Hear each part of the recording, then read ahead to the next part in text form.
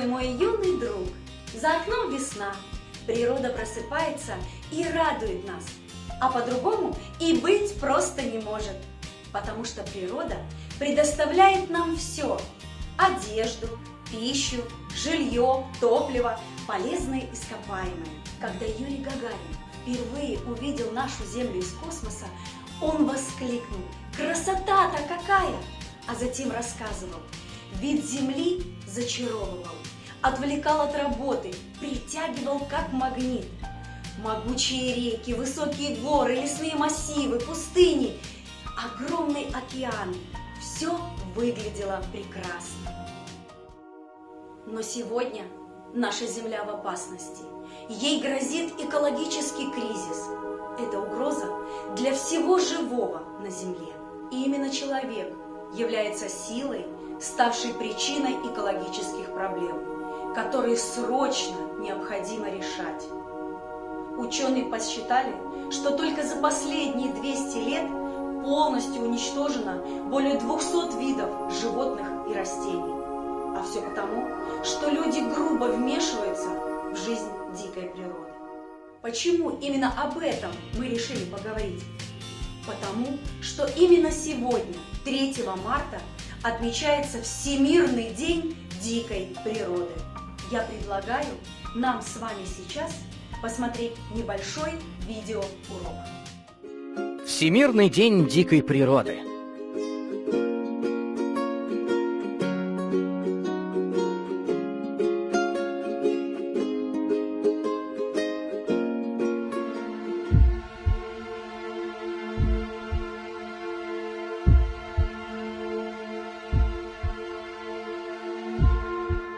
Задумывается ли человек, какой вред наносит всему, что его окружает? Глядя на эти фотографии, ответ очевиден. Человек вовсе не задумывается о последствиях своих действий и не думает о будущих поколениях. И невольно задаешься вопросом: человек так бездушен и жесток или просто глуп? Активное пользование природными ресурсами планеты, осушение болот, вырубка лесов лишает животных крова и еды, не говоря уже об истреблении диких животных и растений. И что самое страшное, всего лишь ради забавы. Если так будет продолжаться и дальше, то буквально через несколько десятков лет большая часть флоры и фауны будет истреблена. Многие растения и животные просто исчезнут, и о них наши будущие поколения будут узнавать лишь из архивных документов, как мы сейчас о некоторых уже исчезнувших видах флоры и фауны. Чтобы не допустить исчезновения всего живого на Земле, небезразличные люди создают общественные организации, деятельность которых направлена на сохранение многообразия животного и растительного мира, на защиту окружающей среды. Также проходят различные ежегодные экологические праздники. Одним из таких праздников является Всемирный день дикой природы. Проходит он 3 марта. Праздник сравнительно молодой. Отмечается с 2013 года и преследует великую цель – регулярно напоминать человечеству, как беззащитен наш мир и его обитатели, чем чревато их уничтожение и чем мы можем помочь природе. А что же такое вообще дикая природа?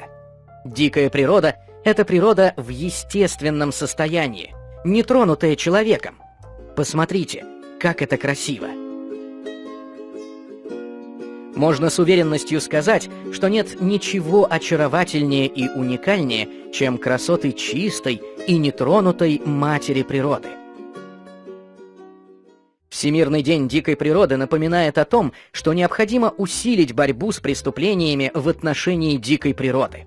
Одной из задач праздника является прекращение процесса утраты многообразия флоры и фауны, что в настоящее время биологические виды исчезают быстрее, чем когда-либо. В последние 50 лет из-за роста населения и его потребностей воздействие на окружающую среду стало критически бесконтрольным. И если так будет продолжаться и дальше, то к 2050 году четверть всех живых организмов будет находиться под угрозой исчезновения. Тема Всемирного дня дикой природы 2021 года – «Леса и жизнь» для человека и планеты. Кстати, девиз Всемирного дня дикой природы Будущее дикой природы в руках каждого. Ребята, помните, разрушать всегда легко и быстро. А вот чтобы потом исправить свои ошибки, времени надо столько, что жизни может не хватить. Поэтому давайте ничего не разрушать, беречь и заботиться о том, что мы имеем сейчас. Ведь мать природа у нас одна. И пусть на нашей планете дикая, нетронутая человеком природа выглядит только так. В завершении нашей программы давайте вспомним слова главного героя сказки Антуана де Сент-Экзюпери «Маленький принц». Человек не царь и не король. Он не может управлять природой, но может позаботиться о ней, помочь, следовать ее законам. Если бы каждый житель нашей планеты следовал этим правилам, то наша Земля была бы в полной безопасности.